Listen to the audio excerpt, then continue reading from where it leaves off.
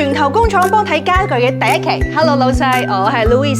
今日咧帶大家睇翻下96%嘅香港主人房都啱用嘅家私，驚喜準備好未？哇！呢套家私勁過萬能盒啊！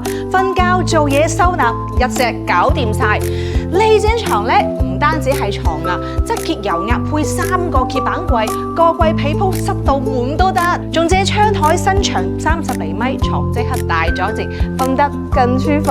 喺床頭呢度，我哋做咗一個半包圍嘅軟包設計，同埋呢個高檔邊，瞓覺更安全。轉過嚟呢個衣櫃咧，同舊款式嘅完全唔同，咁多櫃桶同埋掛衣區分類收納，慳晒時。前期設計好，後尾根本唔使買一大堆嘅收納盒啊、收納箱，慳錢又慳位。咁轉過嚟到呢一個 L 型嘅轉角位咧，慳晒空間啊！步入式攞衫方便，攞衫唔使屈手屈腳，直情係一個迷你嘅衣帽間，夠晒靚仔。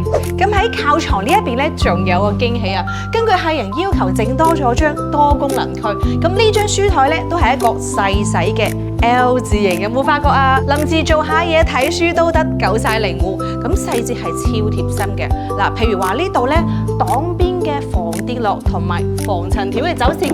噔噔噔，仲有我哋嘅全圓角，嗱，呢係一個圓角啦，仲有呢度圓角同埋呢度圓角，係咪夠晒貼心，唔怕撞？仲想我幫你哋去工廠睇咩款嘅家私，快啲俾個 like我哋啦，留言話俾我知，我哋下一期再見啦，拜拜。